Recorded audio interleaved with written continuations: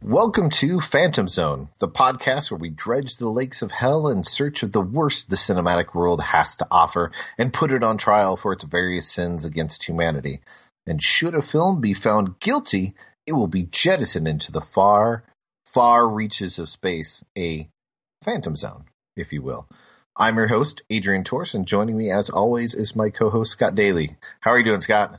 I'm doing great, Adrian. I'm glad to be back. We took another week off because we do that sometimes, but this is a fun one.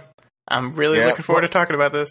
Well, I mean, it was impromptu that we took the time off because your internet decided to commit harikari. Yeah. So it turns out when you give a house internet and you lay the fiber cable across the alleyway behind the house, people run over it and it breaks it. Yeah, that usually happens if you're with a kind of a smaller internet company, right? Like one of the little tier ones that no one's ever heard of before. Like this little one, it's AT ampersand T, I think it is the name of the company. That's not very good. So no, not your joke. I'm just saying as a company, it's not a very good thing. It was ridiculous. It took 25 days for them to bury a cable. 25 days and the cable breaking for them to come out and bury the cable. Hey, but they got that great coverage map. Yeah, right? it's wonderful. Yeah. Thanks, guys. Okay. This episode is sponsored by AT&T. Well, that'd probably be sponsored by like Sprint, I'm guessing. Or at least that's where I am. Which, quick side story, was a Sprint customer for years and years and years. Worked at a movie theater that was directly across the street from the campus of AT&T. And the entire time that I worked there, when I was at work, I couldn't get signal. That's hilarious. A block and a half away from the headquarters and couldn't get signal on their network. Wonderful. Anyways, what movie are we talking about today? Oh yeah, that's right. We watched the movie. The best way to intro this movie is to go in the Wayback Machine. If you frequented any video store in like the late 80s, early 90s, and happened to be a fan of either action or science fiction, there was a really good chance you knew the name Albert Puyen. I really hope that I'm pronouncing that correctly. Otherwise, I feel terrible, but that's kind of in line with all the movies this guy made. Yeah, I wouldn't feel terrible because he made you feel terrible. Yes. He directed a huge slew of movies. Like if you look at his catalog, the guy has done like over 25 to 30 films. In there, he did Nemesis 2 and like 3, 4, 5, and 6.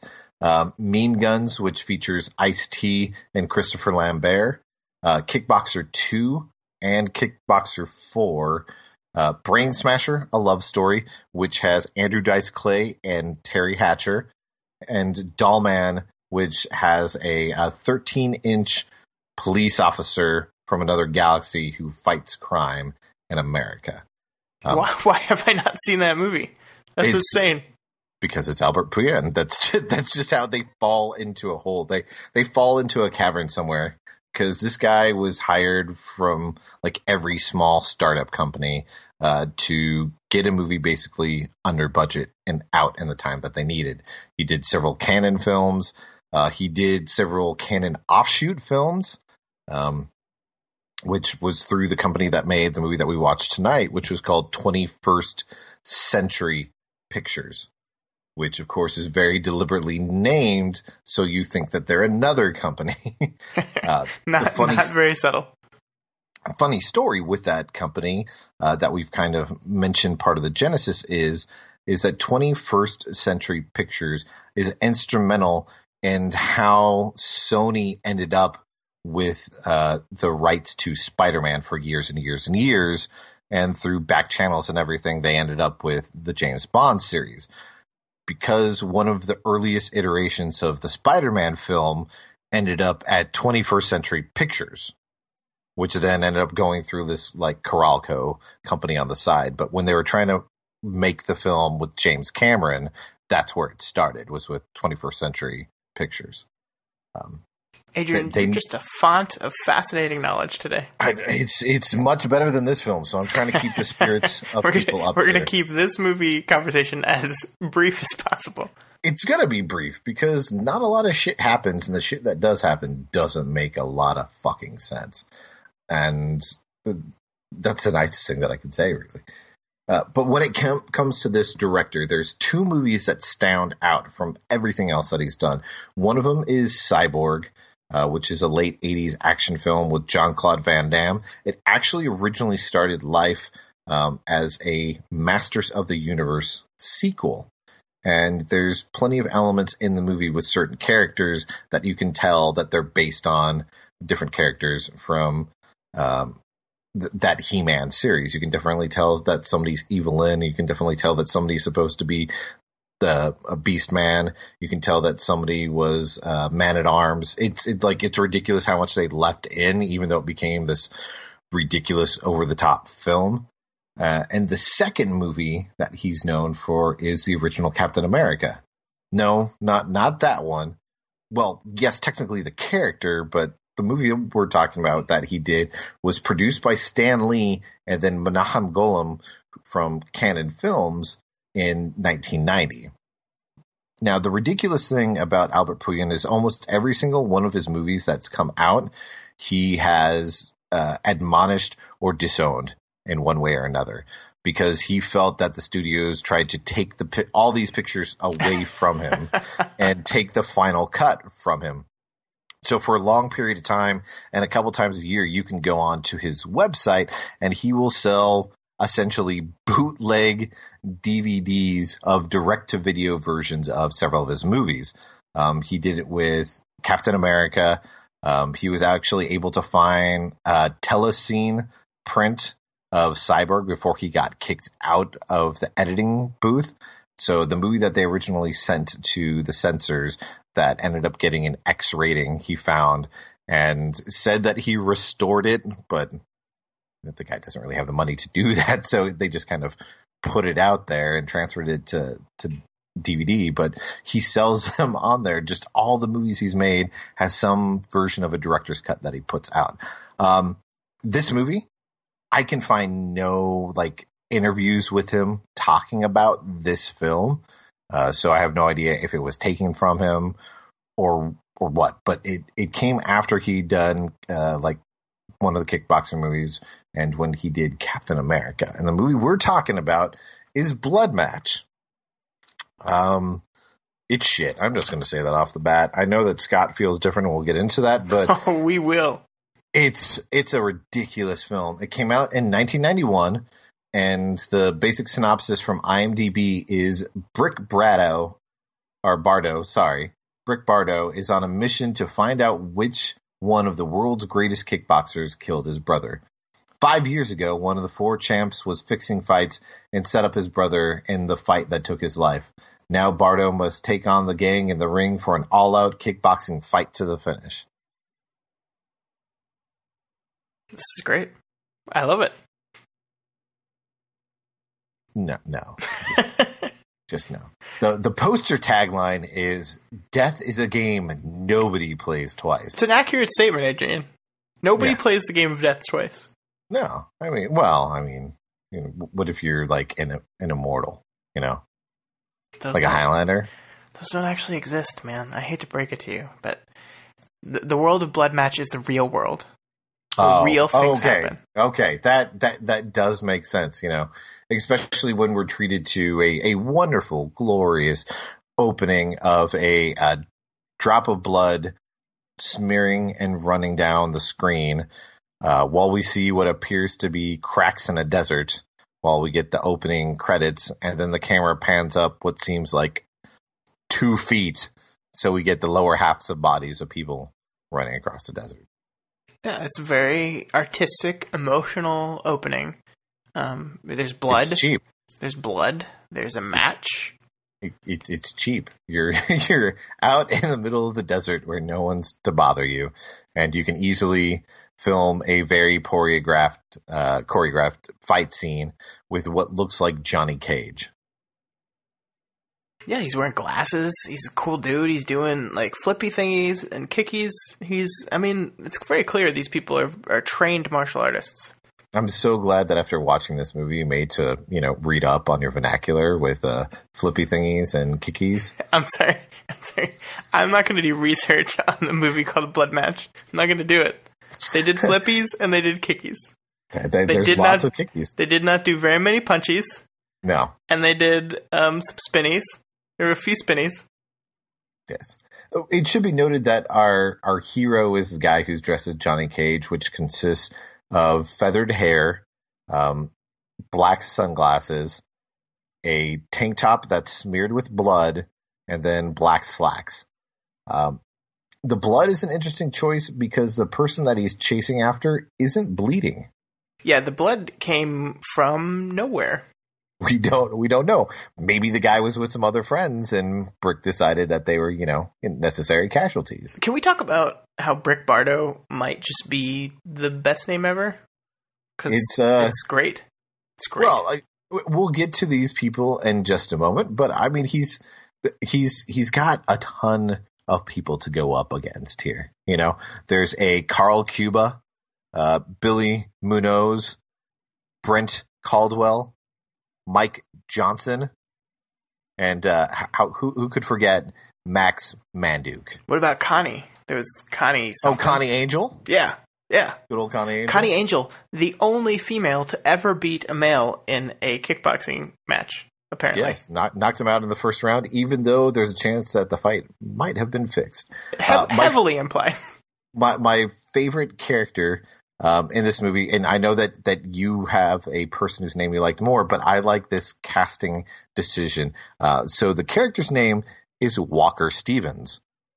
The actor's name is Patrick Outlaw. These names are great.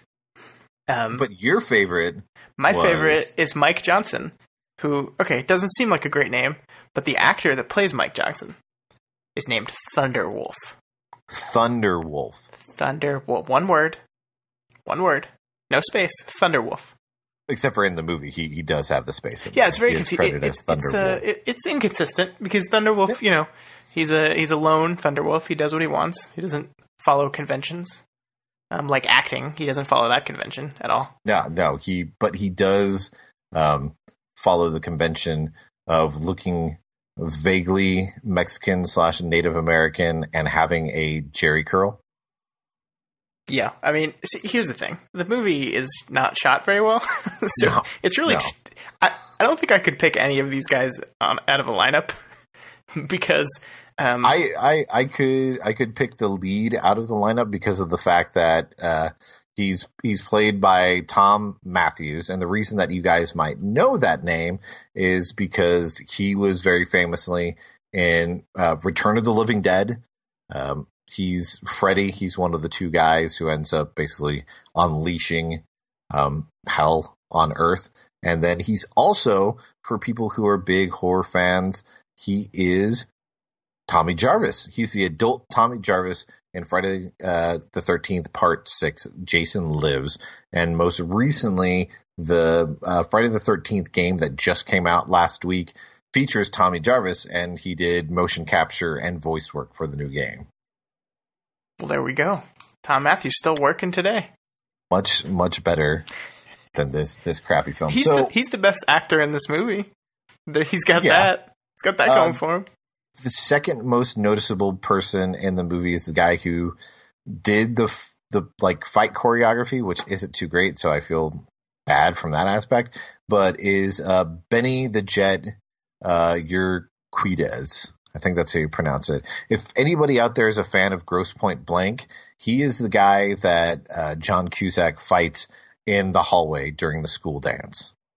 That's who this guy is. He's the guy who dies by pen. Oh, and he plays the only good person in the movie. I guess technically, I can't tell. Because let's make one thing clear: our protagonist is a terrible human being. He's a terrible person. Right after so there's the terrible fight that he has with the random guy who I think his name is Jack. He says, and he beats up Jack it has a random dissolve to a sun, like a blood red sun, passing across the screen. But then it goes back to the desert and like no time has passed whatsoever. No, some time has passed because he's tied to the floor of the desert. Well, he's stakes. Like he's got stakes. It's a Gulliver's Travels situation where he's staked him to the ground. You got to show time passing some way. So you just move a sun across the screen, and then that's there time you go. moving. It's Done. And he proceeds to torture Jack for information about the people who may possibly be responsible for his brother's death. And so Jack, in his dying breath, gives him several names to Brick. And then we end up meeting each of these individuals while he has his assistant, Max, bring them to him, which we hear over like quick voiceover. The first of which is Brent, who we meet staking out a bar at the very end of the evening, trying to find the most drugged up woman that he can take back and have sex with them. So he, this movie, I love this. This was the most like ridiculous scene that I actually liked when Brent takes Max back to his hotel room to have sex with her. Oh, it's wonderful. It's so ridiculous because they're just doing it, and then she's like, "No, we're done. I'm finished." That's what she said. She said she looks at him and she goes, "I'm finished," and he goes, "What? What do you mean?" And she goes, "I'm finished," and he goes, "What the fuck do you mean you're finished?" I'm not finished. And then she pulls out a gun and points it at him. Where did the gun come from? Exactly. And takes a rag of chloroform that she has in the other hand and knocks him out. I think every character in this movie gets chloroformed like 6 times. Like 4 or 5 times, at least. And the thing that needs to be said is, I don't think this movie had a lighting department.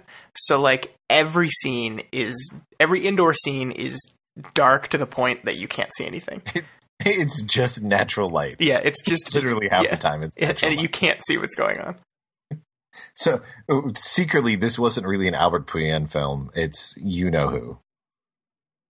Can you guess? No, I'm blanking. Who wants to get to the truth? Who wants true natural light? Who wants true actor's ability? Oh, this is an Inarritu film. Yeah, that's exactly what it is. Do you think he fed them any raw meat and then they won Oscars for it? Possibly. I mean, this movie is probably about 80% monologue driven, so it does kind of fit into that Birdman type situation. Yeah. It makes sense now. Now I don't like the movie anymore. You ruined it for me. Yes. All right. End of episode. There we go. The second person we meet is Mike. And how we meet Mike is he's randomly running down a street from 4 or 5 different characters. We don't even know that his name is Mike at the time.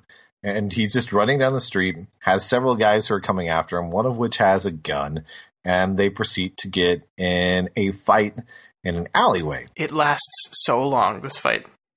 Half the reason that it lasts so long is if anybody's familiar with like SportsCenter or MTV in the early 90s, they really loved using the same shot over and over and over for an instant replay.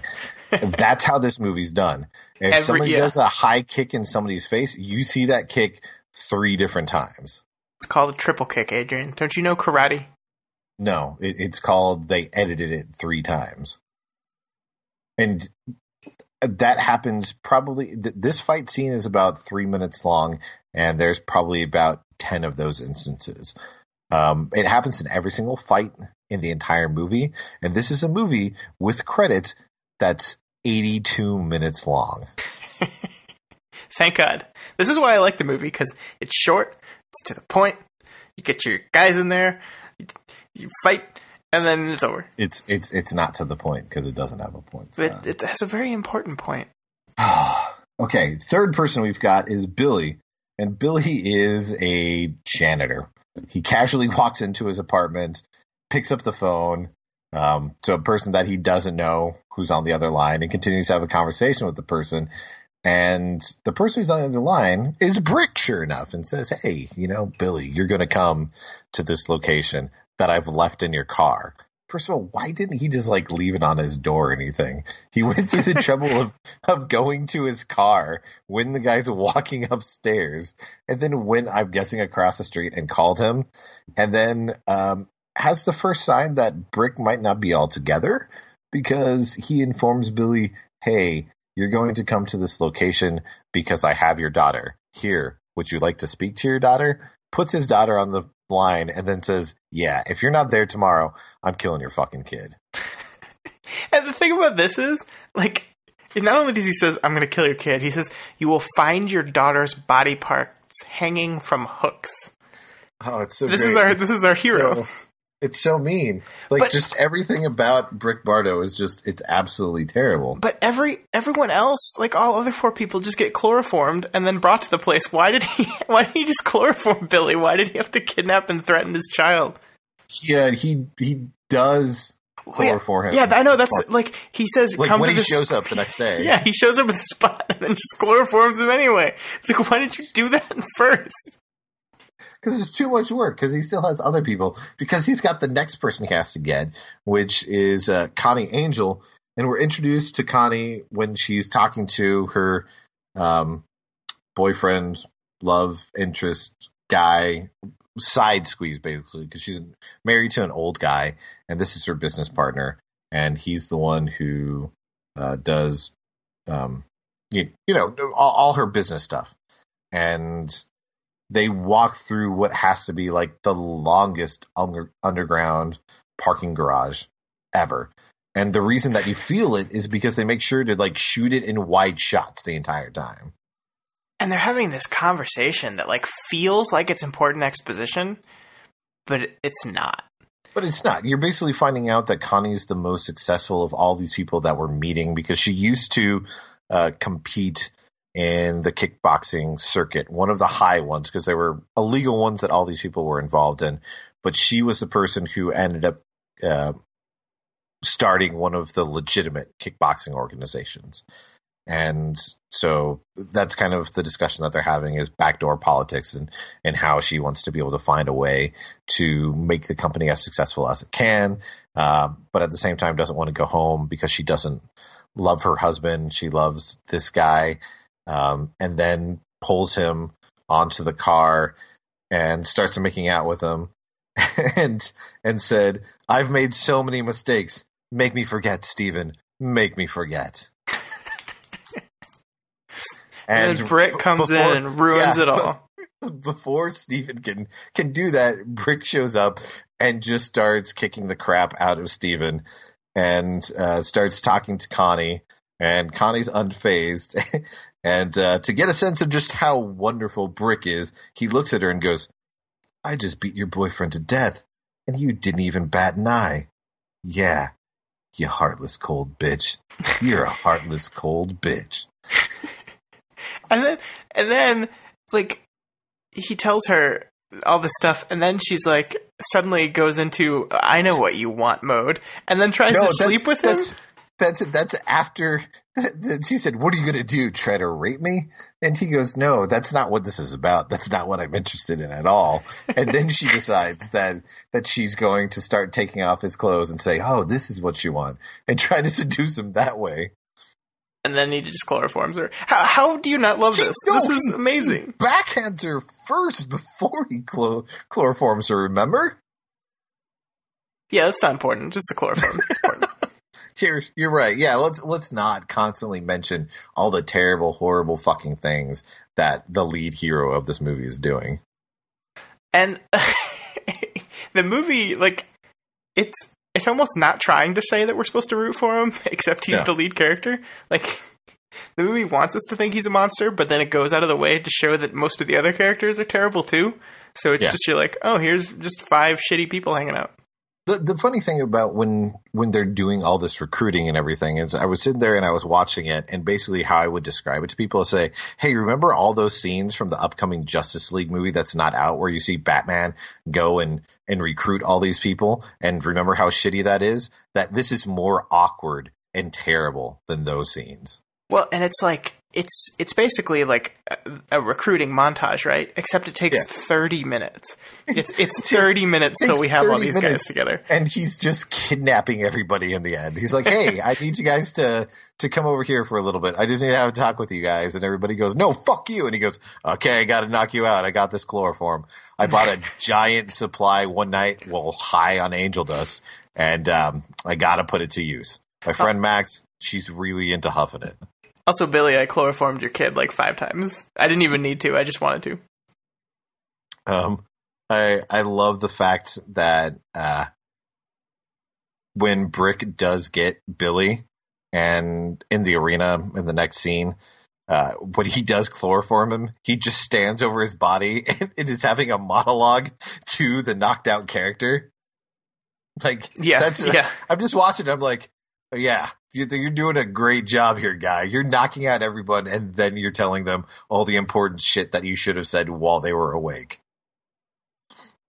Yeah, well, I mean, he's got so from here we move into the only scene that will exist for the rest of the movie, which is the inside of the arena. Yeah, it's supposed to be in Vegas, but we just see one random building in the middle of nowhere. We couldn't even pay for like a aerial shot of Vegas or anything. So that's not the Puyin way. That's not the Puyin way. He doesn't do that. He doesn't roll like that. So we're in this one building, and I love Brent like wakes up, and then he immediately gets chloroformed again. So, nope. Max. Well, and that's after Brick instructs Max when he's just sitting there in like the locker room talking to Max, and he's like, "We've come so far. I want to thank you for your help. We're almost there. And then we can go back to being with each other. We're almost done with 5 years' work." And I'm just like, whoa, wait. First of all, it's taking you 5 years to kidnap these people? You don't have – I know you've only got 2 people, but your network is not very well established or evolved if it takes you 5 years to get these 5 people. And I want to be clear here. We still don't actually know what's going on. So we know Brick has a brother who was... We haven't learned his name yet. No. But we know he was kicked out of kickboxing for fixing fights, which according to Brick was not something he actually did.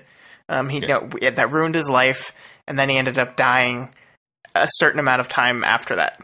That is never told to us.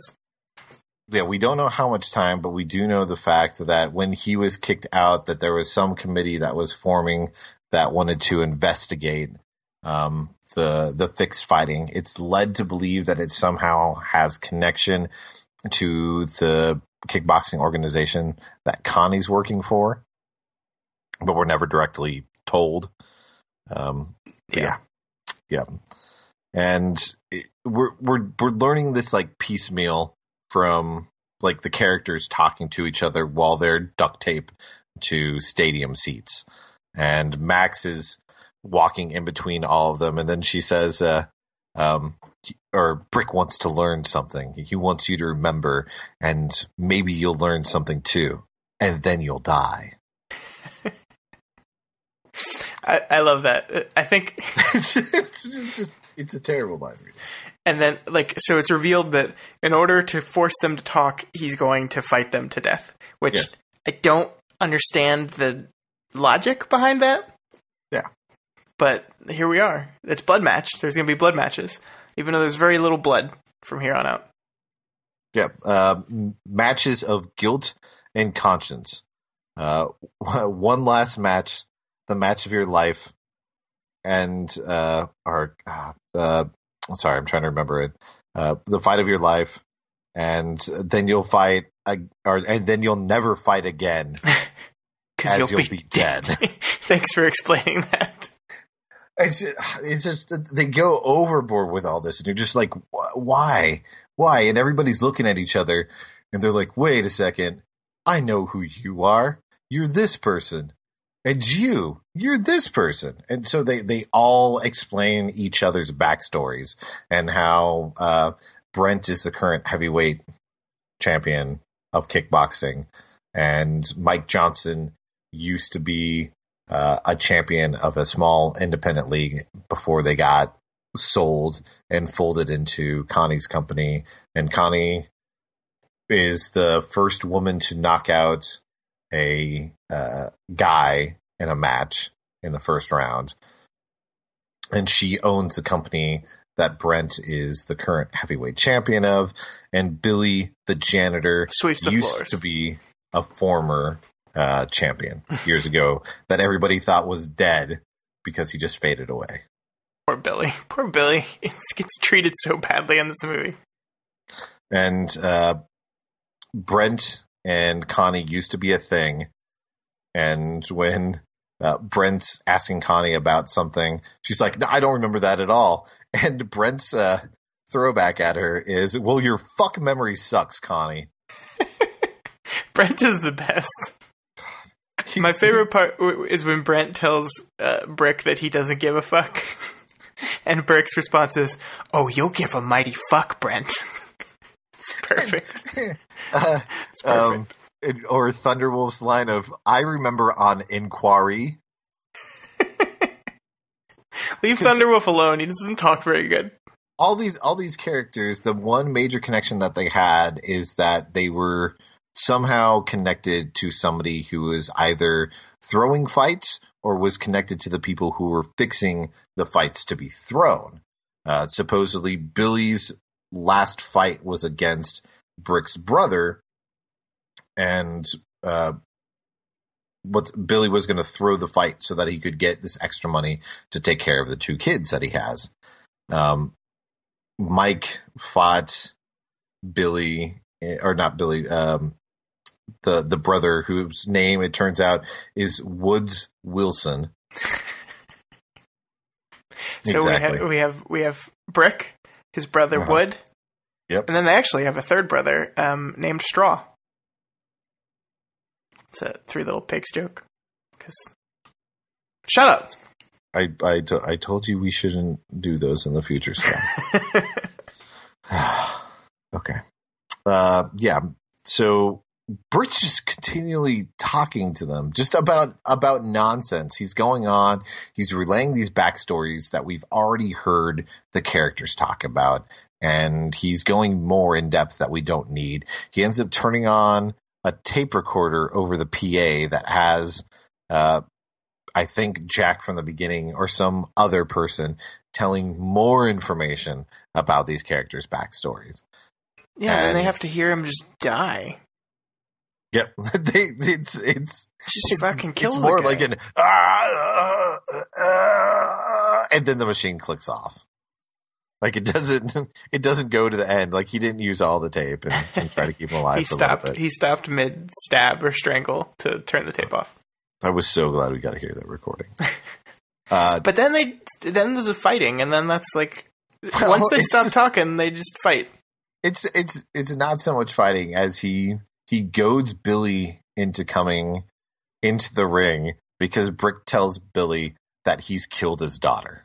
Didn't he? I thought he fought Thunderwolf first. Thunderwolf's the first one, and he kicks his ass. I guess so. I don't remember how he even gets Thunderwolf in there. It's not important. Yeah, I know that Thunderwolf is a nice guy, but he just takes him in. He kicks his ass, but he doesn't kill him. He just kicks him out of the ring, and then just like relentlessly kicks him. It's just continually like if you think of any of the old arcade beat 'em ups like Marvel vs. Capcom and stuff like that. If you imagine somebody who's just relentlessly kicking another person in the stomach, that's what's happening in this scene. Yeah, well, and it reveals a problem in Brick's whole plan because he basically is like, Thunderwolf, I'm going to kick you unless you talk. And then he goes, no. And then so he kicks okay, him. on to the next person. And he's like, okay, next, who will talk to me? And then Billy goes, I will, if you let me talk to my daughter. But she's already dead. But she's dead. He killed her. And then he mentions that he's killed his daughter, and then he goes, "Come on, Billy, fight for your son. You still have another child." This is our hero. How do you not love this movie? It's so wonderful. You can barely tell like what's going on unless they're actually throwing a kick or trying to sweep each other. You can't tell like half the moves they're doing. The most popular move in the entire movie involves somebody gingerly holding another person's head while they're bent over and then lackadaisically throwing a knee into the person's clavicle, basically. Yeah, that's really effective. I don't understand why you're complaining. It's just really... If it was so effective, they wouldn't need to do it 5 times in a row before the person falls over. These are professional kickboxers. They have stamina. They are trained. They have hard heads. You have to knee them multiple times. Okay. Well, you could tell that the people behind the scenes may have felt like the exact same way with what was going on, because while these first 2 fights are going on, they cut to shots of Connie and Brent looking bored out of their minds. Like they're stuck there and they're watching it and they're just like, why are we seeing this? Why is this happening? And then one of those kills Billy.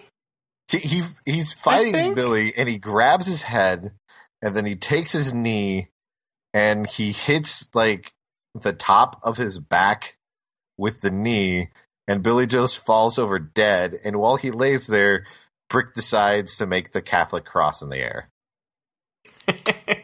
I love this movie so much. No other point in the movie does he do this. He only does it over Billy's dead body, who, we should mention, the only great thing about this film is their continuity with Billy's body. Because for the entire, remaining 45 minutes of the film, Billy's body's just dead in the ring.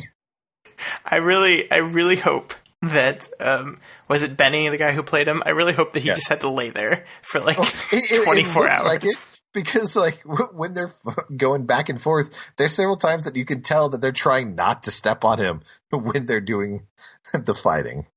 Perfect. It's just, oh man. But he still doesn't have any actual information. So he's beaten up 2 people and he's learned nothing. He killed one guy and then he starts taunting Brent. And Brent has just the best comebacks in the world. Just glorious. Because he yells back to Brick, I'd love to come up there and beat the shit out of your head. And look, Brent is so very clearly the bad guy because he's the one that's the most dickish to him. It's very obvious that he is the one that did all this stuff. Brent gets into the ring and is talking about how he's basically a false a false champion. He's accusing him of basically Rocky and number 3, that he's fought a whole bunch of soft opponents or matches that were fixed and people threw, and that's the only reason. And so he's not very good fighting whatsoever.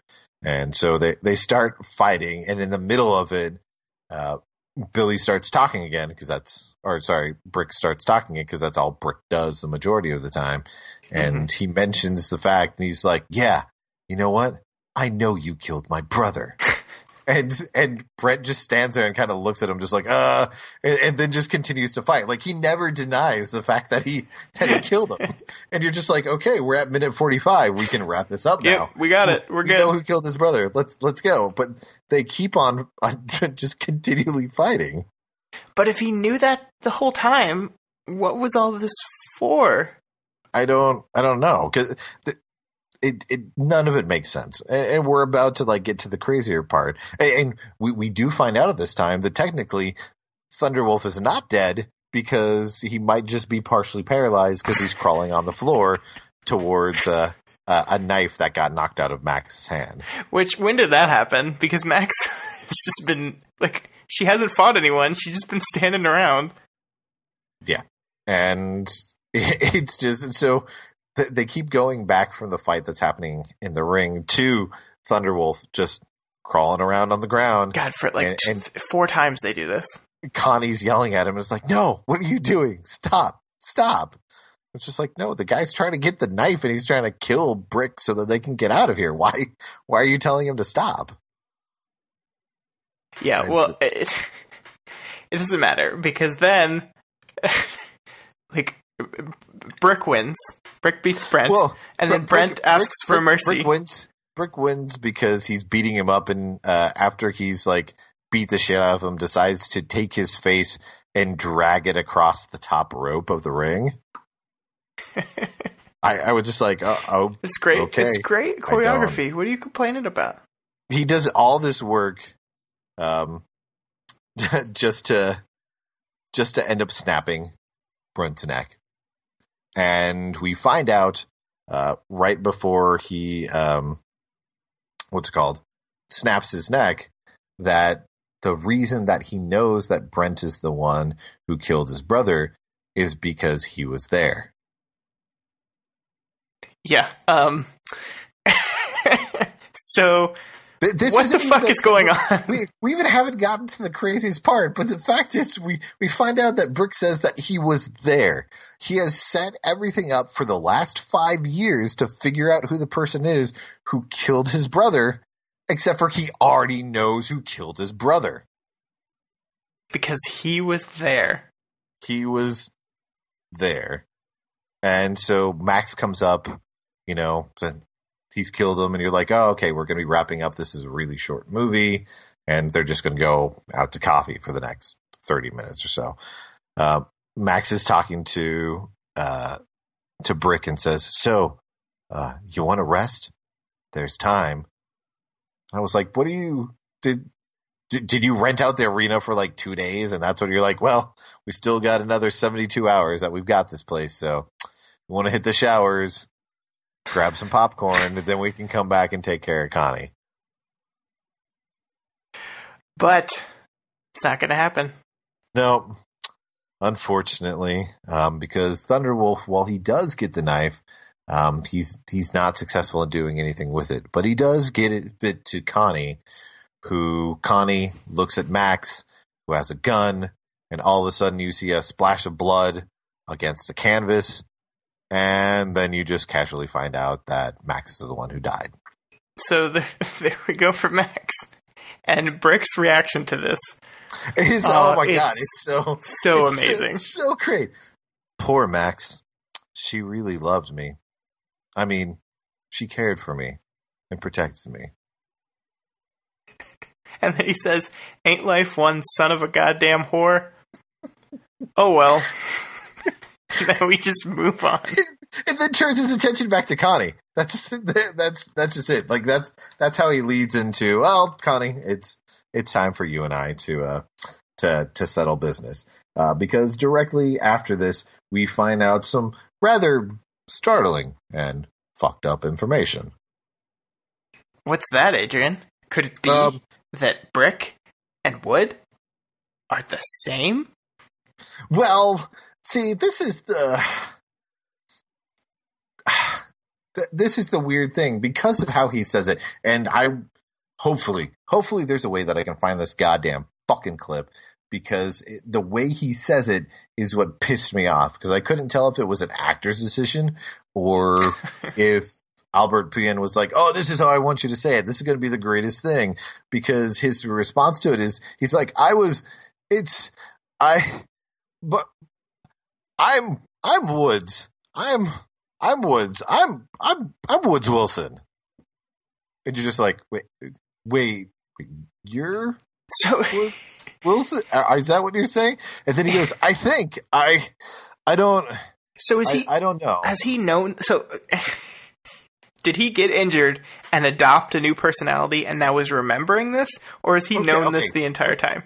He's saying this, and then Connie goes, no, I know Woods Wilson. He and I were in love. He was the greatest man I've ever known. You're not him. And he goes, no, I remember, Connie. It was Brent. He had a lead pipe, and he took it to my face. And modern medicine is so amazing. I hope we can find this, because he just keeps on rambling, and he goes, so they remade my face. They remade my body. I've got so many steel plates in my body that I can't even go through a metal detector at the airport. So it seemed like he's aware of who he was before, but not. But not, because then 2 seconds later, he goes back to mentioning the fact that Woods was his brother. Even after he's had this giant, long-ass monologue describing everything that goes on with him, and then he goes back into mentioning that Woods is his brother. Yeah, my only guess is he just went schizophrenic and yes, doesn't actually realize until that one moment that they're the same person, because that's the only way it makes any sense. It's some weird dissociative disconnect type thing, you know. And then he gets ready to fight Connie, and Connie has that long like fucking weird confession where she mentions that she was in charge of orchestrating everything, and she and Woods were in love, but she knew that Woods didn't want to be in the game anymore, and she didn't see a life for them if he stayed in the game. So she decided to orchestrate things so that he was kicked out of kickboxing and disgraced, so that they could then run away together. But because of the fact that he gets kicked out of the league and is going to be lined up to be prosecuted, people come after him and kill him. This is a shittier plan than Romeo and Juliet. It's a terrible fucking plan. And then they have a fight that's not very good at all. And she's beating him up and everything. And he's like, I remember now. I remember everything. Connie. Hey. And then Connie looks at him, and I don't even remember what she says, but she then kills him by kicking his sternum really hard. Yeah, I mean, if you do it hard enough, you're a kickboxer. So the weird thing about this is this fight, like, he's winning at first. Yeah. And it seems like that's good because the movie's kind of playing that as good. And then he, like, has her beat. And then it's like he almost tries to rape her. Well, but before that, he's got his arm around her neck, and he whispers something to her, and then he mentions, I could never hurt you. Yeah. I would rather die before I hurt you. That's what Woods would have wanted. But there's really a point where he reaches down into her dress. Directly after he says that, he reaches down and like starts to pull up her dress, and then she has she elbows him in the face, and they show it like 8 different times, and then that's the music, how he ends up in the corner. The music switches into full on like victory mode, because now apparently we're fully on her side and ready to watch her kick his ass. Yes, yeah. And then she kills him, and then it just cuts to black. And it shows a building the next day in which she's sitting in her office. You're guessing it's the corporation that she works for. And she's rubbing like an orb in her hand. And she gets a call from somebody saying, oh, yeah, hey, these 2 people are up front for you. And then she says, no need to worry, Billy. I'll raise your children. The nightmare is over. And then, that's the last scene of the movie. And then she puts down the orb, and the camera settles on the orb for like 5 seconds before it fades to black. As if the orb was something significant. Why? Why did we need this scene in the movie? I have no idea. What the fuck is going on? It's just like you're legitimately happy when it's over, because you're like, fuck, I don't have to watch that anymore. I was laughing the entire time. I don't know how you didn't have more fun with this movie. I had so much fun. Because, first of all, like, the audio mix on this movie is absolutely shitty. And it's not just like the quality that we watched it at. It's the movie itself. Like, half of the dialogue is not mixed properly, so you can't hear lines that people are saying. And so you're piecing together like what you can understand, which doesn't make sense, like, even when you're piecing these things together. So it's of no help whatsoever. It's terrible because the lighting is not great. You can't hear half of what people are saying. It's shit. It's just absolute shit. Yeah, it is. But in a great way. I don't know. I had so much fun watching this movie. Like, it's absurd. Like, the premise is simple enough to where, yes, you can't hear all the dialogue, but I didn't need to, because, like, I got it. It's like, okay, 4 people, ring, he's going to beat them all up. One of them's probably going to turn out to be okay, and he's going to die. And you could predict that going into it. But I don't know. It's just like... Sure. Well, these movies all have, like, threadbare plots, usually, when it comes to these type of tournament-type fighting movies. but the fighting excels in those films. If you see something like Bloodsport or you see something like Kickboxer, that's what they're selling it on, is those action sequences, and they do work in those movies.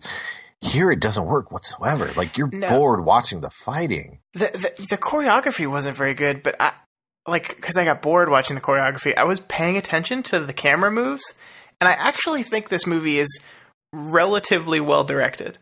I think that's the nicest compliment he's ever gotten in his entire career. I mean, I'm obviously measuring on a very graded scale, but you have one location basically throughout the entire movie, the ring, and he's the way he's moving the camera and cutting between different positions to show the fight. You've got some where you're looking between the ropes, and you got some when you're in the ring with them. I mean, it's not good, but it's better. It's the best part of the movie.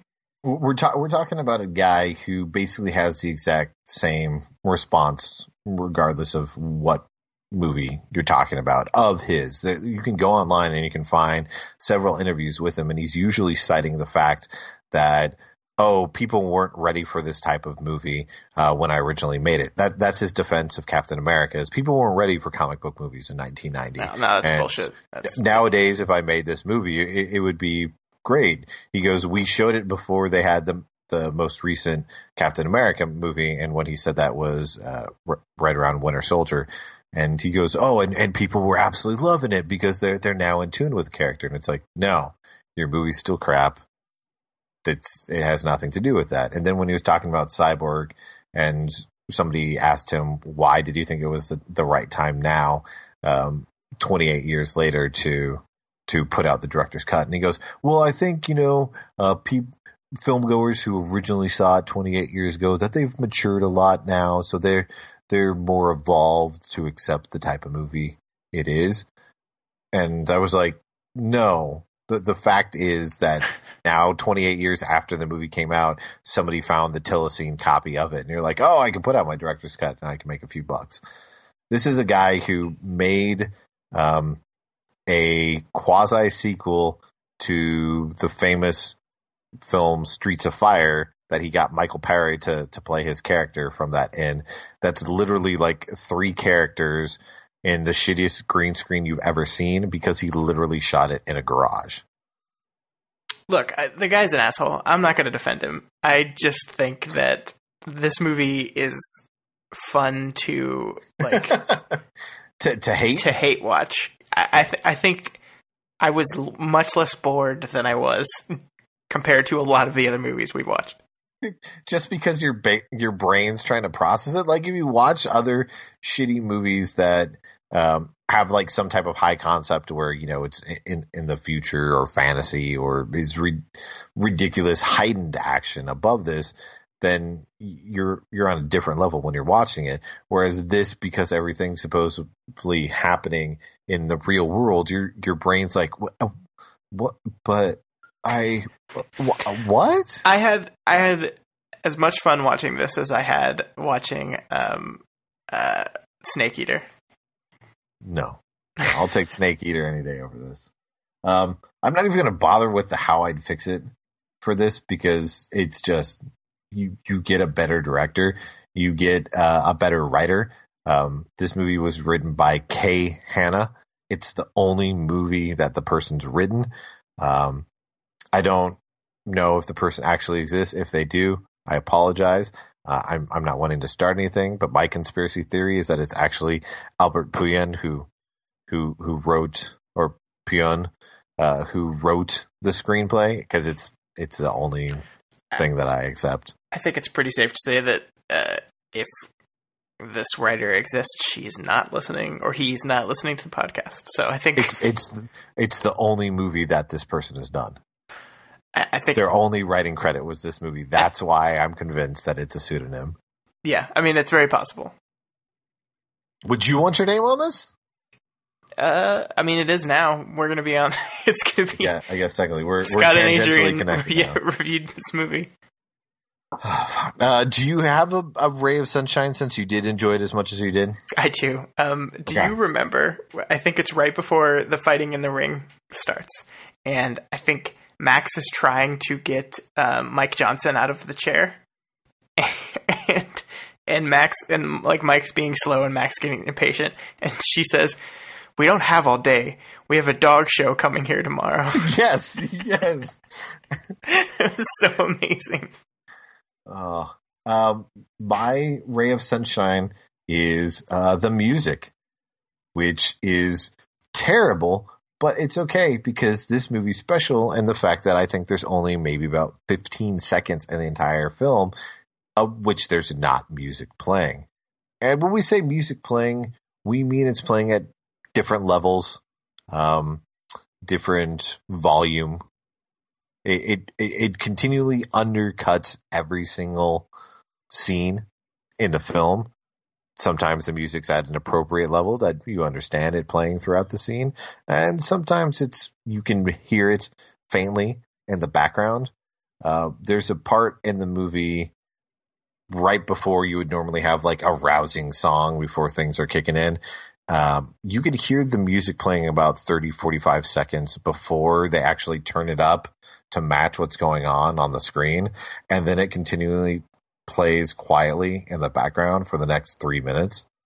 Yeah, it's like when I edit the episodes of this podcast, I always play a little bit of the music as we're wrapping things up and then turn it up as soon as we're done talking.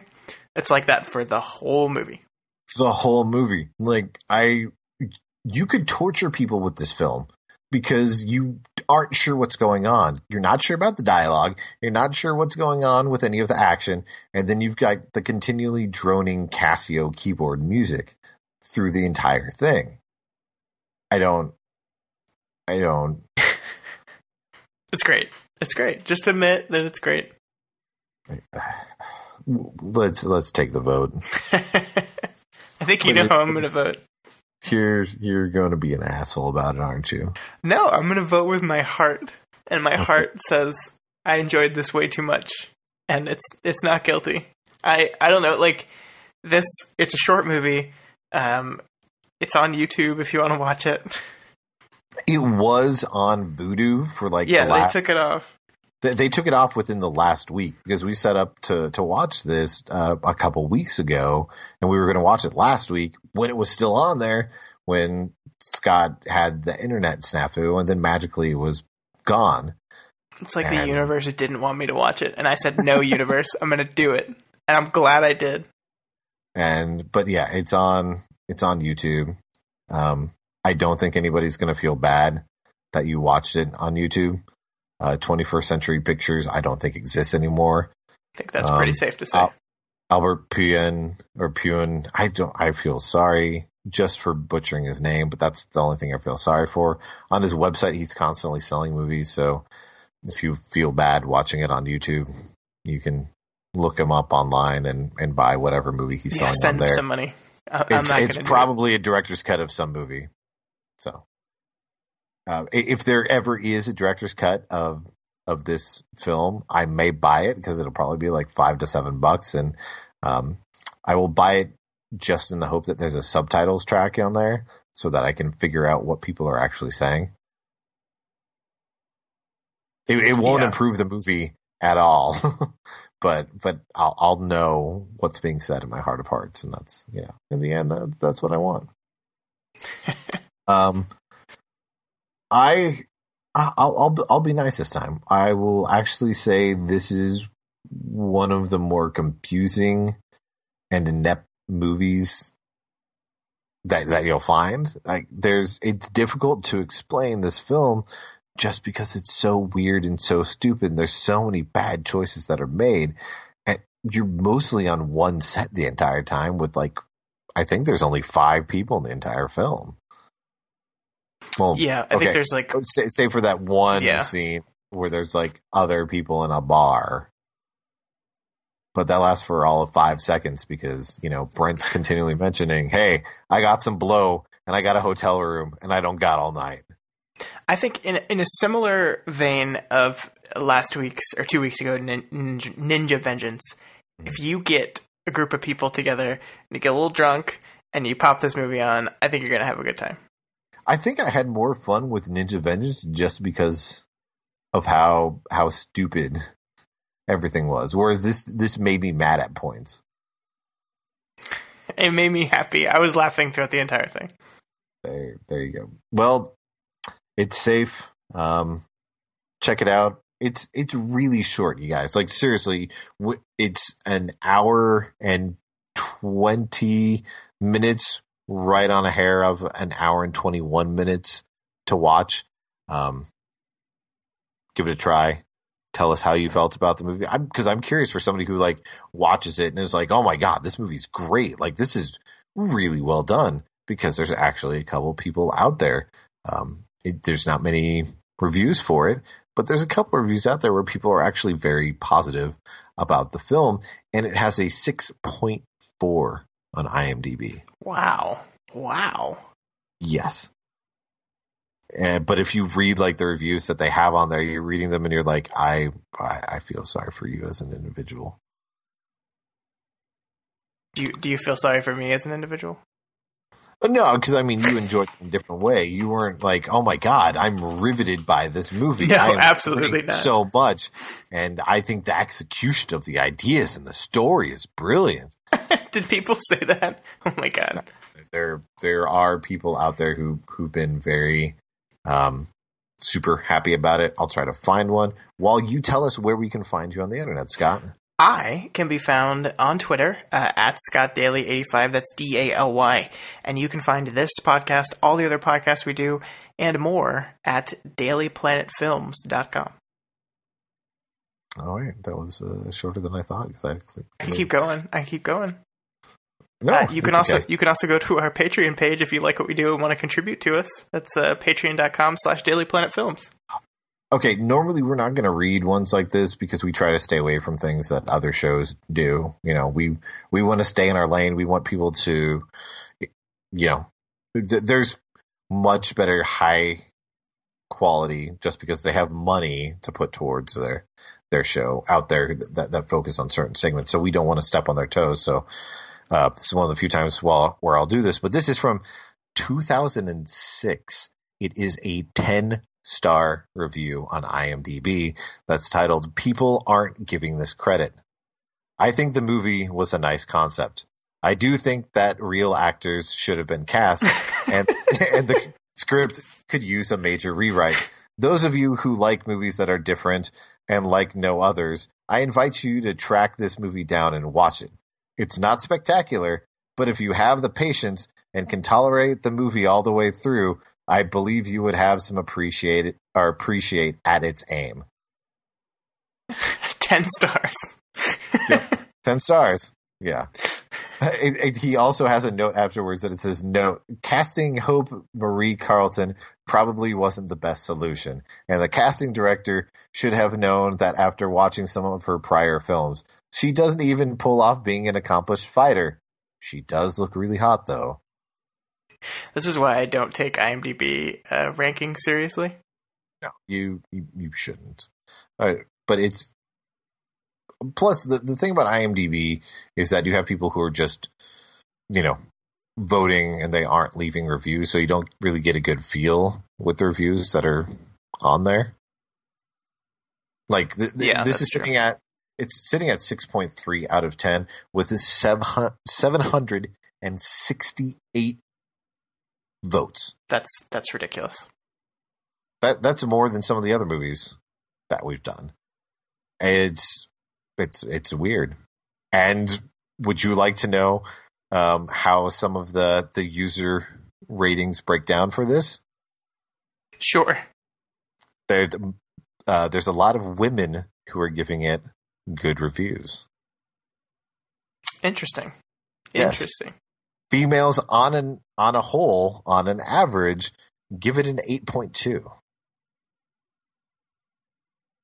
I wonder why women like this a little more. I don't know. I'm curious. Like looking at this, women, because it shows the females overall, it's 8.2. But then when they break it down, females aged 18 to 29, give it a 9.1. Females 30 to 44, give it a 7.5. Females aged 45 plus, give it a 7.2. And when you compare that with the males, the younger males give it an 8.6. middle-aged males give it a 5.5, and then males age 45 plus give it a 4.5. So this movie categorically has a high rating on IMDb because of women watchers. That's insane. I don't understand. I give them credit for that because that's actually impressive. This is not a movie that you think of, except for maybe with Connie at the end there. Maybe that's what turns them around and says, hey, the woman saves the day, and now she's raising these two fucking kids while she's taking care of this business. I don't know if that's the reason, but like that's the only positive woman side of this movie. And there's no rating. Oh, okay. Well, we dove into this movie a little bit more than I thought we were going to. We almost talked for the length of the movie. Yeah, that's true. We're going to be getting back on schedule. We've got a couple movies that we're excited to do. So you can find my stuff online. I'm on Twitter at Adrian Torres. You can find my writing at boomhowdy.com as we speak. My review is up for Captain Underpants, which I actually liked. It was a fun little kids movie. I'm hearing that, yeah.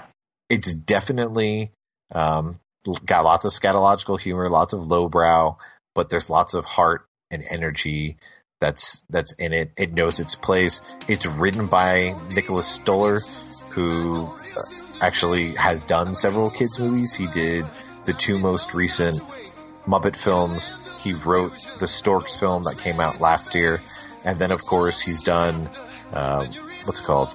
Forgetting Sarah Marshall, Get Him to the Greek, the two Neighbors movies. So good resume.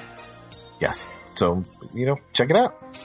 Until next time, we'll see you guys. Cool.